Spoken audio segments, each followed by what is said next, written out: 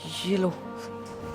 चेतन, तेरी हिम्मत कैसे हुई इस सिक्योरिटी गार्ड को घर के अंदर लाने की? वो क्या है ना मम्मी, इन भैया को चक्कर आ रहे थे और ये बहुत देर से धूप में खड़े थे, तो मैं इनको ऊपर पानी पिलाने ले आया। अच्छा, किसी को भी चक्कर आएगा तो तू घर के अंदर ले आएगा और उसे पानी भी पिलाएगा? शर्म नहीं आती ये हरकत करते हुए? मम्मी पर नानी ने तो सिखाया जो भी मुसीबत में हो उसकी हेल्प करनी चाहिए। नानी तो कुछ भी फालतू बोलती हैं, तू सारी बात मानेगा उनकी?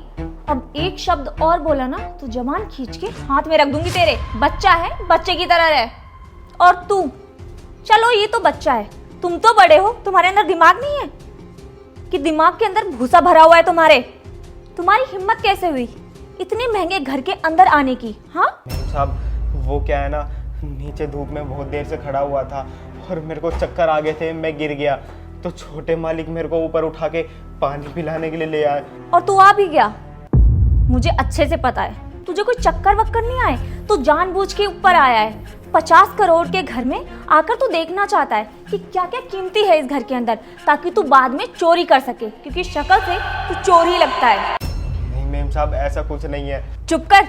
तुम जैसे 2 कौड़ी के सिक्योरिटी गार्ड को मैं बहुत अच्छी तरीके से जानती हूँ। तुम लोग मौका देखते हो कि कौन सा घर खाली है, कौन से घर के अंदर ज्यादा माल है, ताकि तुम बाद में उसे चोरी कर सको। अब मुंह क्या देख रहा है मेरा? निकल यहाँ से। अरे जाना, मेरा मुंह क्या देख रहा है? निकल यहाँ से। फिर से नाटक कर रहा है। जाना नहीं चाहता है ना इस घर के अंदर से? लगता है ये सोफा ज्यादा कंफर्टेबल लग रहा है तुझे। पहली बार बैठा होगा ना, कोई बात नहीं, मैं ही निकालती हूँ। निकल यहाँ से। आ गए आप? देखो ना, 2 कौड़ी का सिक्योरिटी गार्ड 2 दिन पहले ही आया है और इसकी हिम्मत देखो, घर के अंदर आ गया ये। अरे सालनी, फिर भी शिवम? शिवम? तुम इस 2 कौड़ी के सिक्योरिटी गार्ड को जानते हो क्या? ये कोई 2 कौड़ी का सिक्योरिटी गार्ड नहीं है, बल्कि मेरा दोस्त शिवम है। ये वही शिवम है जिसकी बदौलत मैं यहाँ पे हूँ, इस मुकाम पे हूँ। और तुम्हें पता है, तुम ये जो 50 करोड़ के घर में रह रही हो ना, इसी की बदौलत रह रही हो। मतलब ये वही शिवम है जिसके बारे में तुमने मुझे बताया था? लेकिन तुम्हारा दोस्त तो बहुत अमीर था ना, जिसकी वजह से तुम यहाँ तक पहुँच पाए हो, लेकिन इसकी हालत तो बहुत ख़राब है। वही तो मुझे भी नहीं समझ में आ रहा है कि आखिर ऐसा क्या हो गया। शिवम, तुम तो बहुत अमीर थे, तुम्हारी तो इतनी कंपनियां चल रही थी।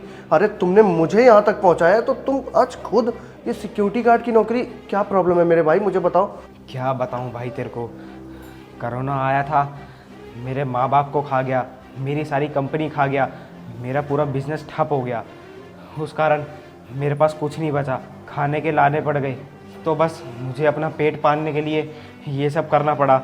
बहुत हाथ पैर मारने के बाद एक सिक्योरिटी गार्ड की जॉब मिली थी, तभी से ये कर रहा हूँ मैं। अरे यार, अगर तुम इतने परेशान थे, इतने दुखी थे, तो मुझे बताया होता, अपने दोस्त को बताया होता। और शालिनी, मुझे तुमसे ऐसी उम्मीद नहीं थी कि तुम इंसान को उसके कपड़े और उसकी शक्ल सूरत से जज करोगी। मुझे माफ़ कर देना भैया, आई एम रियली सॉरी। मुझे सच में नहीं पता था कि आप आर्यन के दोस्त हो, वो भी वो वाले जिसने आर्यन को यहाँ तक पहुँचने में बहुत मदद की है। मुझे पता होता तो मैं आपके साथ ऐसा भी कभी नहीं करती। कोई बात नहीं, इंसानों से तो गलती हो ही जाती है। हाँ भैया, आओ, आपकी तबीयत खराब है ना, मैं चाय बनाती हूँ। हाँ शिवम, तुम अंदर आओ।